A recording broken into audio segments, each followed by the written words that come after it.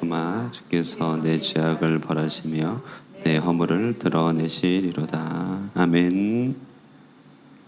예레미야가 4장에서는 당시에 겪었던 참상이 얼마나 큰지를 두 가지로 설명하고 있습니다. 일반 사회 현실 속에서 마주한 극한의 현실을 설명하기를 가장 근본적인 모성애조차도 파괴되었다. 파괴된 정도가 아니라 참담하게 뒤집혀졌다. 그래서 어제 본문인데요. 10절에 부녀들이 자기 자녀들을 삶아 먹었다. 이런 표현이 있습니다. 이것은 한 사회, 한 시대가 얼마나 극한의 고통과 어두움에 치닫게 됐는지를 보여주는 가장 극단적인 사례죠. 얼마나 참담하고 얼마나 피폐하고 얼마나 무너졌는가. 예레미야가 이 노래를 할 당시에 이스라엘의 패망에서 가져다주는 이스라엘의 극한 상황을 보여주는 한 사례라고 할 수 있습니다. 또 하나 그 당시에 이 하나님의 심판과 또 이스라엘의 패망이 얼마나 크게 무너진 것인지를 잘 보여주는 영역은 바로 예루살렘 성전이 무너졌다는 사실입니다. 12절입니다. 12절 우리 한번 읽어볼까요? 12절 시작. 대적과 원수가 예루살렘 성문으로 들어갈 줄은 세상의 모든 왕들과 천하 모든 백성이 미치 못하였었다. 예. 그러니까 다시 말해서 이스라엘 사람들은 물론이고 이방 사람들까지 예루살렘에 그래도 저 높이 있는 하나님의 성전, 여호와의 성전으로 말미암아 그 땅이 그래도 보호가 있을 것이라고 생각했습니다. 모든 게 무너져도 예루살렘 성전만큼은 무너지지 않을 것이라고 생각한 것이 신앙적이고 영적인 영역에서의 그들의 어떤 신념이었습니다. 그런데 그 당시에 파괴됨이 얼마나 극단적이었는지 예루살렘 그 성벽과 예루살렘 성전 자체가 돌 위에 돌 하나도 남지 않고 무너졌다는 사실이죠. 이 두 가지 사실을 통하여서 이스라엘이 겪은 참상의 가장 깊고 어두운 면을 보여주고 있다고 하는 것이죠. 자, 여러분 정말 우리의 현실 가운데 어려움이 찾아오고 하나님의 자비가 거두어져 가면 두 가지 같은 것들이 나타나죠. 가장 사랑해야 될 관계 안에서 가장 원수됨이 나타나고 또 가장 근본적으로 하나님께서 이렇게 우주 만물을 지탱하기 위하여 인간 사회 속에 심어 놓으신 이런 모성애 같은 것들이 파괴된다는 것입니다. 이런 것들이 이 땅 가운데 나타나기 시작하고 신앙과 영적인 영역에서 하나님에 대한 개념이나 하나님에 대한 그런 어떤 뜻 자체가 무너지는 그런 현실들이 우리 돌이켜 생각해 볼 때 하나님의 자비가 서서히 거두어져 가고 있다는 그런 증거라고 하는 것이죠. 여러분 그러므로 이 시대에 도회지적이고 발달해 있고 성장해 있고 또 모든 것들을 가능하다고 생각하고 또 모든 자유가 주어졌다고 생각하는 이 시대야말로 자신의 자유 때문에 모든 인간관계의 책임을 벗어버리고 자신이 누려야 될 일 때문에 모든 어떤 하나님께서 기본적으로 태초부터 주신 인간에게 보여주신 본연의 길 같은 것들을 부정하는 것들, 그리고 하나님이 없다고 말하는 이 시대는 얼마나 하나님의 자비가 거두어졌는지를 우리가 생각해 봐야 됩니다. 자, 그런데요. 그러면 이런 이 극단의 어떤 파괴됨이 왜 나타나게 됐는가 이렇게 생각해 보면요. 13절에 그 답이 나오는데 한번 보실까요? 13절 읽겠습니다. 시작. 그의 선지자들의 죄들과 제사장들의 죄악들 때문이라 그 등급 안에서 의인들의 피를 흘렸도다. 예. 그 땅의 지도자들과 영적 지도자들의 부패, 영적인 데서부터 무너진, 특별히 영적인 직무를 담당하는 자들에게서부터 무너진 일 때문에 이 엄청난 파국이 왔다고 하는 진단입니다. 여러분 이것은 좀 지나친 얘기 같고 너무 비약 같지만 세계 역사, 종교의 역사들을 보면은 구조적인 부분은 비슷하다는 것이에요. 그것은 모든 종교 역사를 막론하고 모든 세계 역사를 막론하고 왕정과 종교의 역사는 항상 맞물려 있는데 종교가 부패하면 국가는 부패하게 되어 있습니다. 종교가 타락하면 시대는 어두워지게 되어 있다는 것이죠. 그럼 종교의 부패와 종교의 타락이 그 중심부에는 무엇이 있습니까? 그것은 바로 종교인으로 부름받은 이들의 타락과 무너짐에 있다는 것이죠. 이것은 아주 구조적인 차원입니다. 부인할 수 없는 사실입니다. 그러므로 오늘 예레미야 애가의 이와 같은 진단은 사실 사사기의 진단과 크게 다르지 않다는 것이에요. 사사기는 그 땅의 황폐함과 민족 동족 상잔의 비극을 어디에서 그리냐면 레위인들의 타락과 무지에서 찾고 있다는 것이죠. 사무엘서에서도 이스라엘 나라의 회복과 부흥을 어디에서 발견합니까? 사무엘이라고 하는 영적인 지도자의 회복에서 두고 있습니다. 여러분, 그러므로 우리의 인생과 모든 역사 문화는 영적인 지도자의 일어섬과 무너짐과 아주 밀접하게 연관이 돼 있다고 하는 것이죠. 이는 첫째로 저희같이 종교인으로서 살아가는 자들에게는 아주 두려운 무서운 책임감입니다. 그러니까 이런 본문을 볼 때마다 얼마나 큰 절제심과 얼마나 큰 하나님에 대한 사랑으로 자신을 날마다 깨어 경성케 해야 될 것인지를 깨닫게 되는 것이죠. 그러니까 새벽 기도가 이 가끔 목회자가 업무로 해야 되기 때문에 뭐 아시는 얘기겠지만 새벽 기도만 없으면 목회할 만하다 뭐 이런 얘기가 있지 않겠습니까? 그런데 이런 새벽 기도 같이 날마다 어제 비록 실수하고 넘어졌어도 나를 세우게 하는 이 새벽 기도가 있다고 하는 것 얼마나 필요한 얘기입니까? 끊임없이 말씀을 준비하고 은혜를 나눠야 되는 이런 직무에 있다는 것. 그리고 여러 힘든 상황이지만 목회자가 성도 속에 들어가서 말씀을 공부하고 훈련하고 예배로 이끄는 일들이 얼마나 중요하겠습니까? 그러니까 말씀을 맡은 자는 두려운 책임감과 또 감사하는 마음으로 일을 깨어서 해야 되는 것입니다. 정말 감사함으로 나 같은 자가 이 역할을 맡게 됨이 얼마나 감개무량한 것인지를 늘 생각하면서 주님 앞에 신선하기를 한 번도 포기해서는 안 되는 것이죠. 이것이 저희 같은 역할이라면, 그러나 교회 공동체적으로 꼭 생각해야 될 것은요, 여러분, 레위인들, 이런 종교인들은 성도들의 장남의 값이라는 사실을 꼭 기억해야 됩니다. 하나님께서 이스라엘 백성을 구출하실 때 장자를 다 죽였지만 이스라엘 백성은 살려놓으셨죠. 그러나 그 장자는 죽은 목숨이었습니다. 그러므로 그 죽은 목숨 낸 장자를 대신하여 레위인을 속전을 지불하여 사도록 하였어요.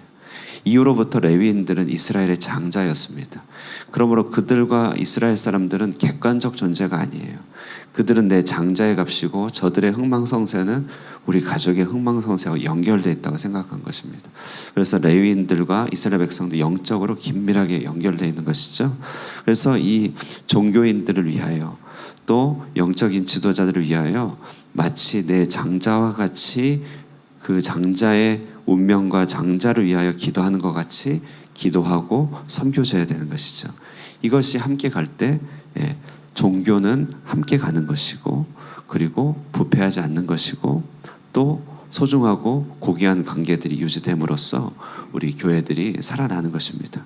우리는 정말 한 팀이 돼서 한 고귀하고 소중한 존재를 함께 이고 있다는 생각을 해야 됩니다. 너무나 소중하고 너무나 고귀하고 적당하게 무거운 존재입니다. 그것은 바로 여호와 하나님이시죠. 우리 모두가 여호와의 하나님의 궤를 한 어깨에 메고 누구도 약해지지 않도록 어깨에 궤를 메고 가는 것입니다. 그 궤가 넘어지거나 쓰러지도록 해서는 안 됩니다. 방치되도록 해서도 안 됩니다. 그 일을 앞에서 지고 가는 자가 물론 영적인 직분자겠지만, 그러나 이 일들은 함께 이끌고 가야 되는 것이죠. 홀로 짊어지지 않도록 같이 짊어져야 되고, 방향을 잘 이끌어갈 수 있도록 함께 마음을 합쳐가야 되는 것이죠. 이것이 바로 종교의 타락을 막아서는 길입니다. 우리 하늘꿈교회는 이처럼 한 마음으로 여호와의 궤를 짊어지고, 누구 하나도 궤를 짊어지는 일에서 소외되거나 혹은 포기하지 않도록, 혹은 이탈하거나 아니면 스스로를 열애하지 않도록 잘 다독여서 함께 짊어지고 가도록 해야 될 것입니다. 자, 이제 이렇게 가다가요, 이스라엘 백성들은요, 이 당시 이제 이 예레미야가 4장이 좀 이해하기 어려운데요, 그 당시의 맥락 가운데서 이해되는 말들이 많기 때문에 그렇습니다. 그러나 이제 특별히 마지막으로 오늘 살펴보기를 원하는 것은, 이런 슬픔의 애가 가운데서 에돔 사람들의 부덕한 모습이 좀 나옵니다. 21절 잘 보시면요, 한번 읽겠습니다. 21절 시작. 우스 땅에 사는 딸 에돔아 즐거워하며 기뻐하라. 잔이 내게도 이를지니 내가 취하여 벌거벗으리라. 이거 무슨 말이냐면요, 하나님이 에돔 보고 즐거워하라, 기뻐하라 이런 말을 하고 있어요. 자, 이것은 정말 무시무시한 역설이죠. 하나님께서 역설로 그들을 이렇게 비꼬는 정말 두려운 역설입니다. 기뻐하라 즐거워하라. 그래서 그 말의 의미가 나오죠. 이제 너도 취하여 벌거벗을 것이다. 너 망했다 이 말입니다. 이런 말이 무엇이냐면요, 에돔은 이스라엘 국가 바로 옆에 국가입니다. 그러니까 야곱과 에서의 관계니까 오랜 숙적의 관계, 오랜 라이벌의 관계죠. 그러니까 우리는 성경의 역사를 중심으로 보기 때문에 이스라엘 역사만 보겠지만 이 이스라엘 옆에 세일 땅의 에돔 역시도 엄청나게 발달했습니다. 성지 순례를 가면은 라빠 지역이라고 하죠. 에돔이 발달한 지역을 꼭 거쳐가게 돼 있어요. 바위에다가 도시를 만들어냈는데요. 이 에돔은 이스라엘과 무역이라든지 농업이라든지 이런 것들 항상 경쟁했던 경쟁 국가였습니다. 그리고 이스라엘이 힘이 강성했지만 에돔을 늘 침공했기 때문에 에돔의 입장에서는 이스라엘의 패망이 어떤 소식이겠습니까? 기쁨의 소식이 기쁨의 소식. 이스라엘이 패망했으니 에돔이 어부지리 유익을 얻을 수 있게 되는 것이죠. 오랜 경쟁 관계에 나라가 망했으니 고소할 법도 했습니다. 그런데 그래서 주님이 말씀하시는 거예요. 비록 그것이 어부지리 이득을 준다 할지라도 너가 그렇게 즐거워하겠느냐?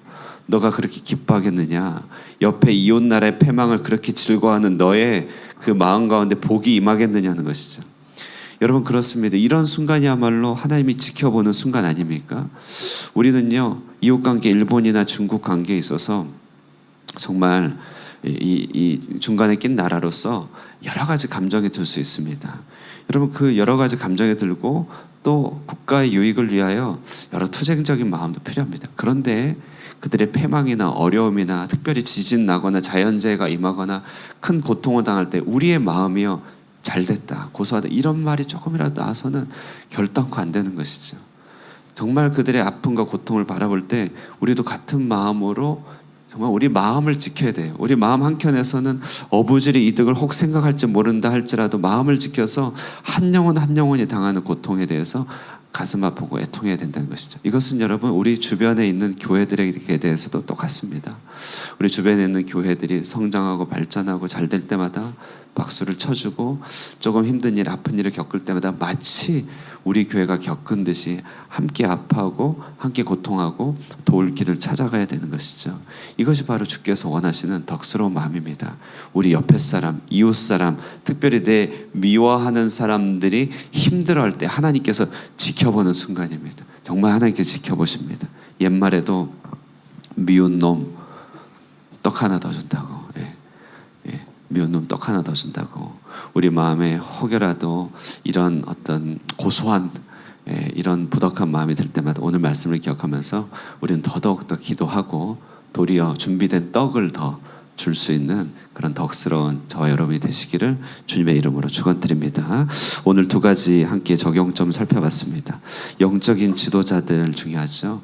영적인 지도자들이 본인들은 또 우리 직분이 있는 자들은 교회 연수가 오래된 자들은 정말 직분으로 알고 하나님 앞에 깨어 있어야 됩니다. 그리고 이 땅의 영적 지도자들이 온전히 서고 또 날마다 새로운 지도자들이 강건하게 일어서도록 부상하는 지도자들이 끊이지 않도록 베트남에 정말 이전에 한국에 주었던 그런 기라성 같은 영적인 지도자들이 일어서도록 위해서 함께 기도하시고요. 우리 주변에 어려운 당한 사람들 또 특별히 인간관계의 갈등 가운데 있는 자들이 겪은 어려움들을 바라볼 때 깊은 애도와 안타까운 마음으로 마음을 함께 할 수 있게 해달라고 이와 같은 두 가지 적용점들을 가지시고 기도하도록 하겠습니다. 잠깐 기도하겠습니다. 사랑과 은혜의 하나님 아버지 감사합니다. 오늘도 말씀으로 하루를 시작합니다. 하나님 주님만이 우리의 생명이고 구원이시며 피난처이심을 고백합니다. 지존자의 은밀한 곳에 거하기를 원하며 전능자의 그늘 아래 살기를 원합니다. 우리의 피난처요, 우리의 요새고 우리가 의지할 하나님이 되시는 그 주님 앞에 하나님 이 한 걸음 한 걸음 걸어가면서 이 하루를 주님의 손길 가운데 온전히 보호함을 입게 하여 주시옵소서.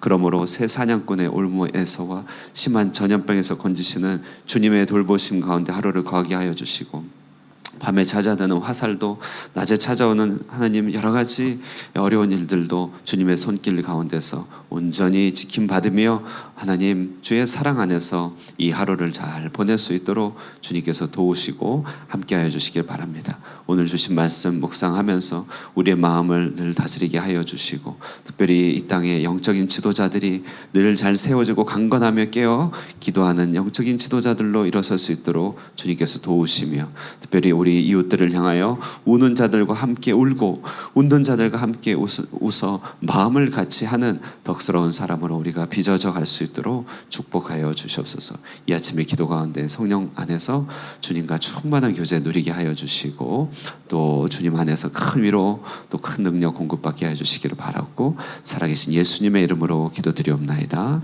아멘. 예, 우리 말씀 생각하시면서 기도하시고 교회를 위해서 기도하시고 돌아가도록 하겠습니다.